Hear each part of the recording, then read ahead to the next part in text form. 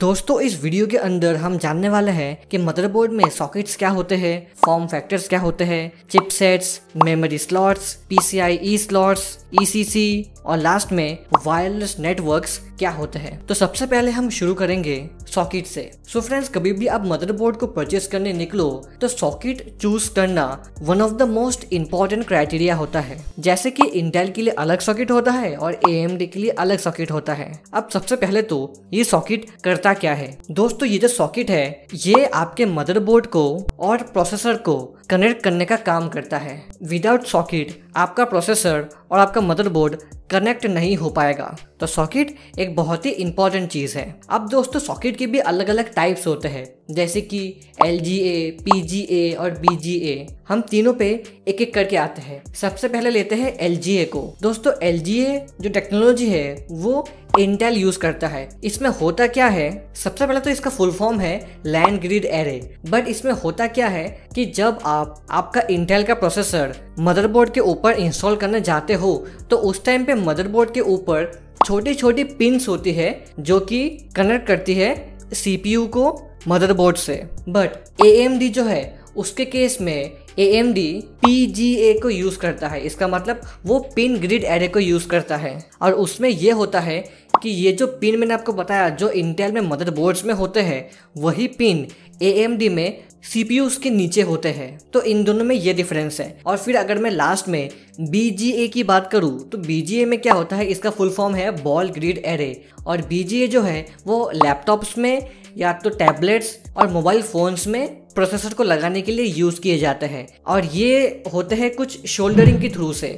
जैसे कि हम अगर मदरबोर्ड परचेस करें तो उसमें हम लोग खुद से ही प्रोसेसर को लगाते हैं। बट ये जो BGA टेक्नोलॉजी है वो डायरेक्टली फैक्ट्री के थ्रू ही शोल्डरिंग करके प्रोसेसर को इंस्टॉल किया जाता है, जो कि लैपटॉप्स और मोबाइल फोन्स और ऐसे ही अलग अलग डिवाइसेस में होते हैं। और मैंने इसी टॉपिक के ऊपर एक डिटेल वीडियो क्रिएट कर दिया है। अगर आपको वो देखना हो तो आप जाके देख सकते हो। उसमें मैंने और थोड़ा ज़्यादा एक्सप्लेन किया है कि मदरबोर्ड में सॉकेट एग्जैक्टली क्या होता है और उसके अलग अलग सिनेरियोज कैसे होते हैं। अब आते हैं फॉर्म फैक्टर्स पे।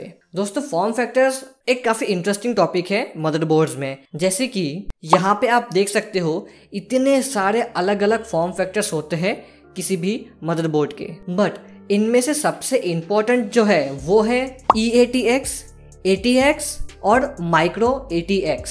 इन तीनों पे एक एक करके आते हैं। सबसे पहले हम लेते हैं माइक्रो ATX को। दोस्तों ये इन तीनों में से सबसे छोटा फॉर्म फैक्टर है, मतलब इसकी साइज छोटी है इन दोनों के कंपैरिजन में। आप ऑफिस में या फिर आपके स्कूल में या फिर आपके घर पे ज़्यादातर चीज़ यही नोटिस करोगे कि उसमें माइक्रो ATX वाला मदरबोर्ड लगा होगा। इसका मतलब ये नहीं होता कि इसकी पावर कम हो जा रही है या तो कुछ अलग ही चीज़ है। ये एक्चुअली में ऐसा है नहीं, इसका एक्चुअली में साइज़ कम है और इसमें जो पोर्ट्स वगैरह होते हैं वो थोड़े कम होते हैं। फॉर एग्जाम्पल ये जो माइक्रो ATX है इसमें जो PCI स्लॉट रहता है, PCIe स्लॉट, उसमें मेजॉरिटी ऑफ टाइम एक ही रहता है। बट ATX में वो 2 रह सकते हैं या फिर 2 से ज़्यादा भी रह सकते हैं। और ये जो माइक्रो ATX है ये स्पेशली अगर आप कोई नॉर्मल काम करना चाहते हो आपके कंप्यूटर के साथ, जैसे कि ऑफिस वर्क, स्कूल वर्क या फिर छोटा मोटा मूवीज़ देख ली हमने या फिर इंटरनेट ब्राउज कर लिया, ये सब आपको करना है तो micro ATX is the best. ये सस्ता भी होता है और आपका काम अच्छे से कर देगा। इससे एक बड़ा मदरबोर्ड होता है जिसको हम कहते हैं ATX। दोस्तों ये माइक्रो ATX से थोड़ा साइज में बड़ा होता है और ये जो वाला जो मदरबोर्ड है इसमें थोड़े पोर्ट्स ज़्यादा होते हैं नॉर्मल माइक्रो ATX कंपैरिजन में। फीचर्स थोड़े ज़्यादा होते हैं, ये साइज में थोड़ा बड़ा होता है और ये स्पेशली थोड़ा हैवी टास्क करने के लिए डिज़ाइन किया गया है। जैसे कि अगर आपको एक अच्छे लेवल पे गेमिंग करना है या फिर वीडियो एडिटिंग वगैरह काम आपको करना है तो आपको ATX मदरबोर्ड चाहिए होगा। ये नॉर्मल माइक्रो ATX से थोड़े स्लाइटली ज़्यादा महंगे होते हैं। जैसे कि आपने देखे होंगे Asus के टफ वाले जो मदरबोर्ड्स आते हैं या फिर ROG जो मदरबोर्ड्स आते हैं Asus के, वो सारे ATX मदरबोर्ड्स होते हैं और इनका लुक्स भी काफ़ी कूल होता है। इसके बाद आता है EATX। दोस्तों ये जो है मदरबोर्ड ये स्पेशली डिज़ाइन किया गया है हाई एंड टास्क के लिए, जैसे कि सिक्योरिटी, वर्क स्टेशन या फिर सर्वर वगैरह, उन सब के लिए इसको डिज़ाइन किया गया है। ये दोनों से माइक्रो ATX और ATX से साइज में बड़े होते हैं। क्यों?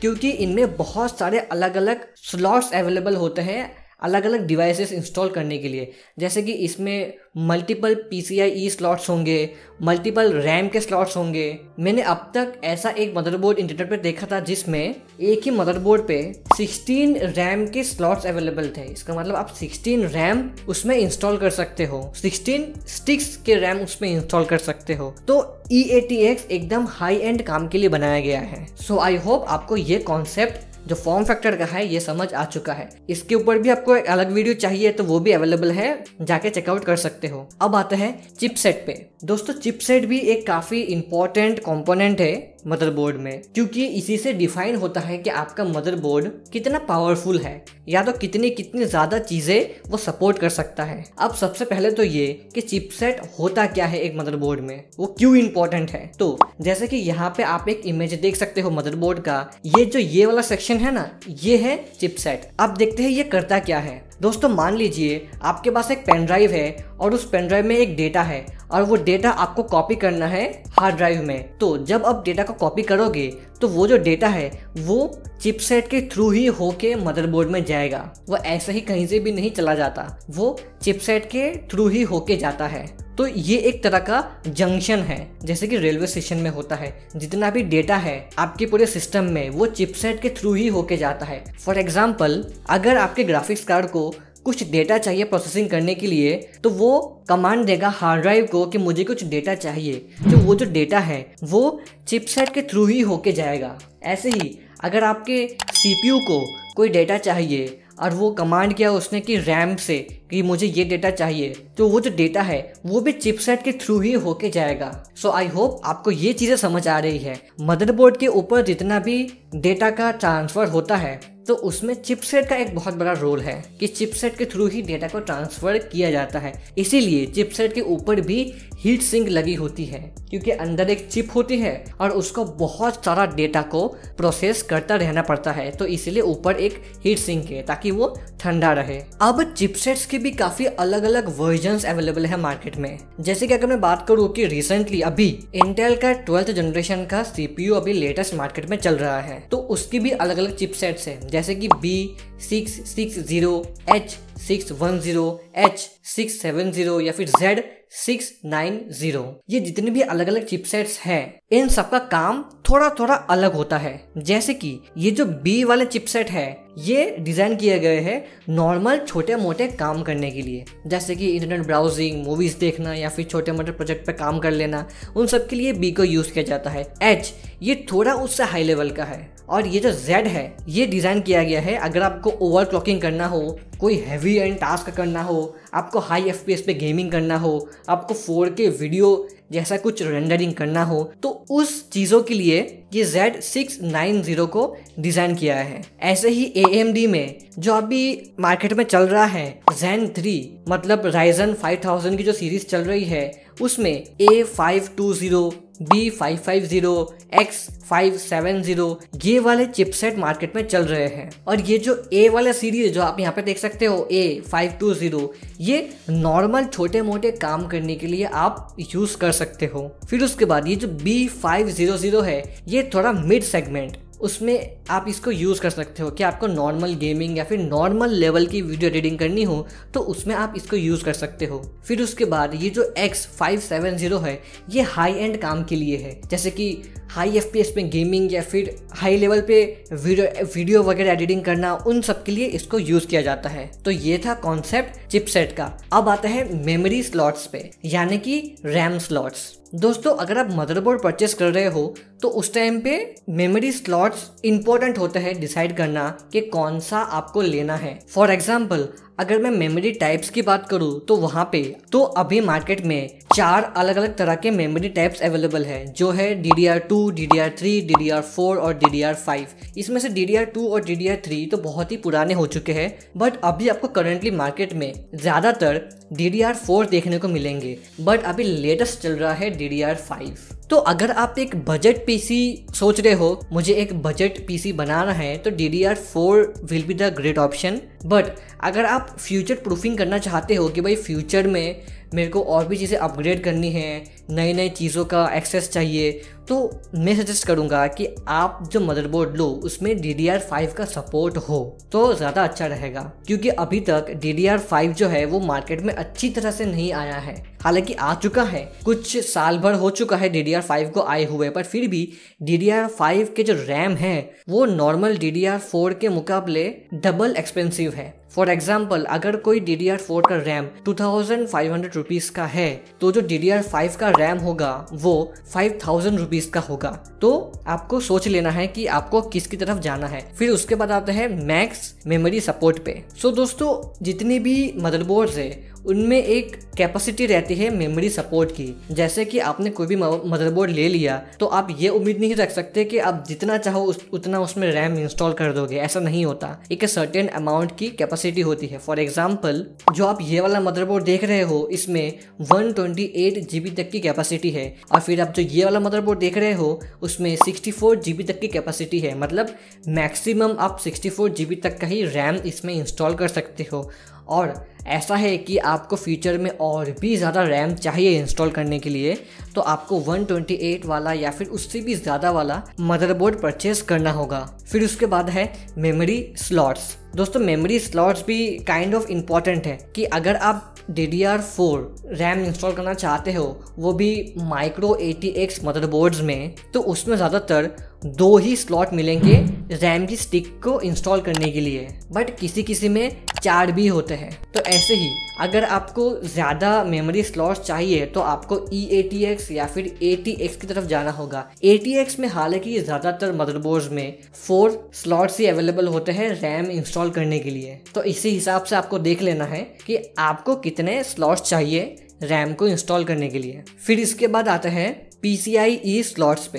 दोस्तों, अगर आपको डेडिकेटेड ग्राफिक्स कार्ड इंस्टॉल करना है आपके मदरबोर्ड में तो PCIe जानना बहुत ही इंपॉर्टेंट है। जैसे कि मार्केट में 4 अलग अलग PCIe स्लॉट्स अवेलेबल होते हैं, जैसे कि PCIe X1, X4, X8 और X16। ये जो X4 और X8 है ये ज़्यादा पॉपुलर है नहीं, ज़्यादातर पॉपुलर है X1 और X16। तो अगर आपको आपके सिस्टम में एक डेडिकेटेड एक पावरफुल ग्राफिक्स कार्ड इंस्टॉल करना है तो आपके मदरबोर्ड में X16 का स्लॉट होना कंपलसरी है, क्योंकि ज़्यादातर ग्राफिक्स कार्ड अभी जो मार्केट में चल रहे हैं उनको इंस्टॉल करने के लिए X16 का स्लॉट ही चाहिए। फिर उसके बाद अगर आपको आपके सिस्टम में कुछ एक्स्ट्रा USB पोर्ट्स को इंस्टॉल करना है, या तो कुछ एक्स्ट्रा माइक के जो ऑडियो जैक होते हैं उनको एक्सेस करना है, या तो एक एक्स्ट्रा इथरनेट पोर्ट को इंस्टॉल करना है, तो उन सब के लिए PCIe X1 का स्लॉट होना इम्पोर्टेंट है।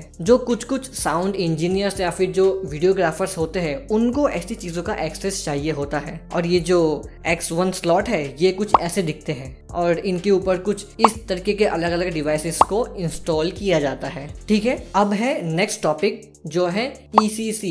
दोस्तों, इसका फुल फॉर्म है एरर करेक्टिंग कोड। दोस्तों, इसमें होता ये है कि ECC एक रैम की टेक्नोलॉजी है और उसमें यह होता है कि अगर आपके सिस्टम में रैम रिलेटेड कोई भी एरर आए तो आपका सिस्टम उसे अपने आप ही सॉल्व कर दे। और ये जो ECC रैम है ये ज़्यादातर सर्वर्स के लिए यूज़ किया जाता है। अब मैं आपको थोड़ा और अच्छे से समझा देता हूँ। दोस्तों, आपने सोचा होगा कि ये जो कंपनीज हैं जैसे कि Amazon, Google, Facebook, ये सारी कंपनीज, इनके लिए डेटा ही सबसे इम्पोर्टेंट चीज़ है। अगर इनके पास इनका डेटा लॉस्ट हो गया, जो कि हमारा डेटा है, तो इन कंपनीज को बिलियंस ऑफ डॉलर्स का नुकसान हो जाएगा। तो इसीलिए जहाँ पे ये लोग डेटा स्टोर करके रखते हैं यानी कि सर्वर में, तो सर्वर में कोई भी एरर आना ये लोग अफोर्ड नहीं कर सकते। तो इसी वजह से उन सर्वर्स पे ECC रैम की ज़रूरत पड़ती है, क्योंकि ये एक इस तरीके का रैम है कि रैम रिलेटेड अगर कोई भी एरर आए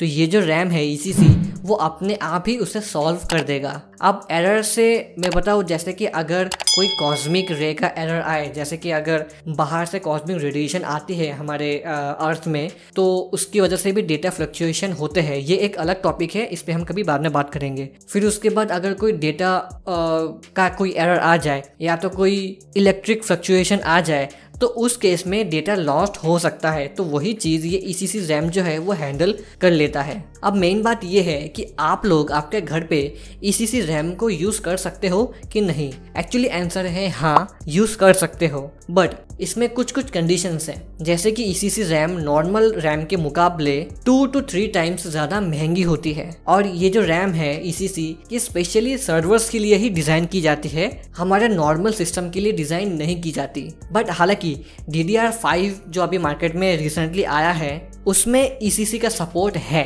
मतलब अगर आपने DDR5 का रैम खरीदा तो उसमें ECC का सपोर्ट इनबिल्ट ही मिल जाएगा, तो ये एक काफ़ी अच्छी बात है। फिर और एक बात, ये जो ECC के रैम होते हैं DDR4 वाले, वो थोड़े स्लो होते हैं, वो उतने फास्ट नहीं होते, इसलिए उनको सर्वर्स में यूज़ किया जाता है। बट फिर भी अगर आपका काम जो आप घर पे करते हो वो बहुत ही ज़्यादा डेटा सेंसिटिव है, तो आप इस रैम का यूज़ कर सकते हो, नो डाउट। फिर लास्ट टॉपिक है हमारा वायरलेस नेटवर्किंग। तो दोस्तों शायद ही आपने ये चीज़ सुनी होगी कि कोई मदरबोर्ड में इनबिल्ट ही वाईफाई कनेक्टिविटी होती है, जैसे कि लैपटॉप और मोबाइल्स में होते हैं। अगर आप कभी लैपटॉप परचेस करो तो आपको पता है कि भाई आपको बस आपका मोबाइल का वाईफाई ऑन करना है, मतलब हॉटस्पॉट ऑन करना है, और आपका जो लैपटॉप है वो वाईफाई को कैच कर लेगा। बट डेस्कटॉप पीसी में ज़्यादातर ये चीज़ देखने को नहीं मिलती। डेस्कटॉप पीसी में हमें अलग से एक पोर्ट खरीदना पड़ता है, या तो इंटरनेट केबल कनेक्ट करके ही हमें